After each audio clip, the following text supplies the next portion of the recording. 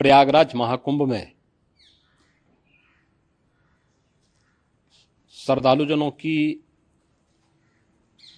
भारी भीड़ है। लगभग 8 से 10 करोड़ श्रद्धालु इस समय प्रयागराज के अंदर मौजूद है। कल भी 5.5 करोड़ श्रद्धालुजनों ने महाकुंभ का स्नान किया था। ये जो भारी दबाव श्रद्धालुजनों के कारण और श्रद्धालुओं के संगम नोच पर जाने के कारण वहां पर एक बना हुआ है, लेकिन पूरा प्रशासन मौके पे वहां मौजूद है। रात्रि को 1 से 2 बजे के बीच में अखाड़ा मार्ग पर, जहां पे अखाड़ों के अमृत स्नान के दृश्य से बैरिकेड्स भी किए गए थे, तो बैरिकेड्स को फांद करके आने में कुछ श्रद्धालु गंभीर रूप से घायल हुए हैं। उन्हें तत्काल हॉस्पिटल में पहुंचा करके उपचार आदि की व्यवस्था उनके लिए की गई है। उनमें से कुछ श्रद्धालु गंभीर रूप से घायल हैं। लगातार प्रशासन स्थानीय स्तर पर श्रद्धालुओं की सकुशल स्नान कराने के दृष्टि से रात्रि को कल सायंकाल 6:30-7 बजे से ही मौनी अमावस्या का मुहूर्त प्रारंभ होने के बाद से ही लगातार लगा हुआ है। प्रयागराज में महाकुंभ में श्रद्धालुजनों के सकुशल स्नान करने, अमृत स्नान के लिए देश भर से आए हुए श्रद्धालुजनों की व्यवस्था के लिए, उनके कुशल क्षेम के लिए आदरणीय प्रधानमंत्री जी का प्रातःकाल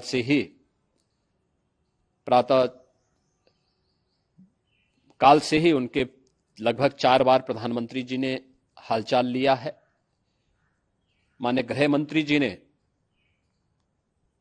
माननीय राष्ट्रीय अध्यक्ष भारतीय जनता पार्टी श्री जेपी नड्डा जी ने, माननीय गृह मंत्री श्री अमित शाह जी ने भी, और प्रदेश की माननीय राज्यपाल श्रीमती आनंदीबेन पटेल जी ने भी लगातार जानकारी लेकर के सभी के कुशल क्षेम और सकुशल स्नान कराने के बारे में निरंतर रिपोर्ट ले रहे हैं।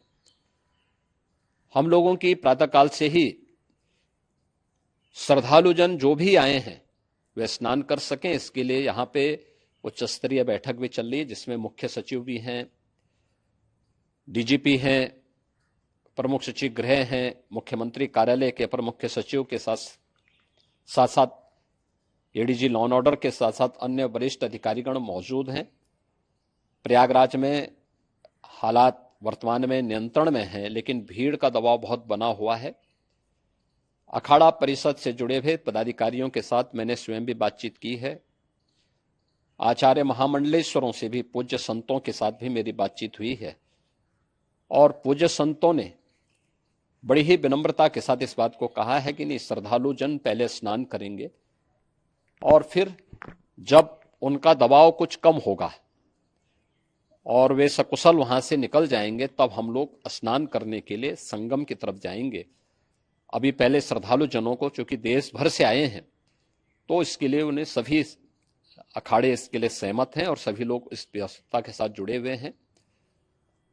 लगातार इस दिशा में हम लोगों का प्रयास है कि जो अब तक प्रातःकाल से ही आपने देखा होगा, कल मैंने बताया कि कल लगभग 5.5 करोड़ श्रद्धालु कल महाकुंभ का स्नान किए हैं, और आज प्रातःकाल तक लगभग 8:30 बजे तक 3 करोड़ से अधिक श्रद्धालु स्नान कर चुके हैं, और ये लगातार जारी है। लेकिन संगम नोच पर, अखाड़ा मार्ग पर, नागवासुकी मार्ग पर लगातार दबाव बना हुआ है, और वहां पर श्रद्धालुजनों की सुविधा के लिए भी हर प्रकार की वहां पर प्रशासन पूरी मुस्तैदी के साथ लगा हुआ है। और इसीलिए मेरी अपील है पूरे प्रदेशवासियों से, पूरे देशवासियों से और सभी श्रद्धालुओं से भी सभी पूज्य संतों से भी कि अफवाह पर कोई ध्यान न दें, संयम से काम लें। यह सब आयोजन सभी लोगों का है। प्रशासन उनकी सेवा के लिए पूरी तत्परता के साथ लगा हुआ है।